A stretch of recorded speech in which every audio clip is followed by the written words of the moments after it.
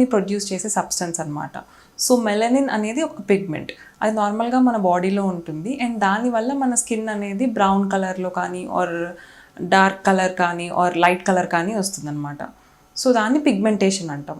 And hyper pigmentation అంటే ఇదే melanin మన బాడీలో ఎక్కువ శాతం ఉంటుంది, అంటే నార్మల్గా ప్రొడ్యూస్ అయ్యేదానికంటే ఎక్కువ ప్రొడక్షన్ ఉంటుందన్నమాట. అప్పుడు దాన్ని హైపర్ పిగ్మెంటేషన్ అంటాం, అంటే అవసరమైన దానికంటే ఎక్కువ ప్రొడ్యూస్ అవ్వడం.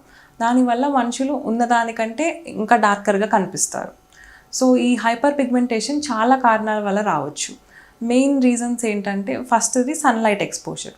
సో ఫ్రీక్వెంట్గా మనం చూసేదే, అందరూ మన రోజువారీ జాబ్స్కి వెళ్ళడం కానీ ఇట్లా దీని అంతటి వల్ల సన్లైట్కి ఎక్స్పోజ్ అవుతూ ఉంటారు.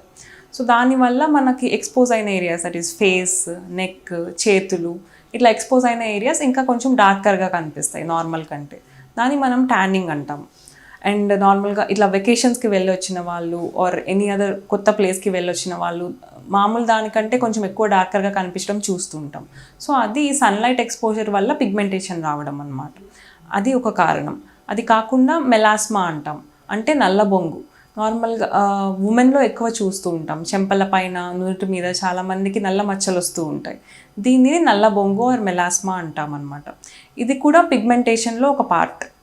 అది కాకుండా ఇంకా వేరియస్ ట్యాబ్లెట్స్ వాడేవాళ్ళు, అంటే ఇప్పుడు కాంట్రసెప్టివ్ పిల్స్ కానీ లేకపోతే వేరే వేరే మందులు వాడే వాళ్ళకు కూడా ఇలాంటి పిగ్మెంటేషన్ సమస్యలు అనేవి వస్తూ ఉంటాయి.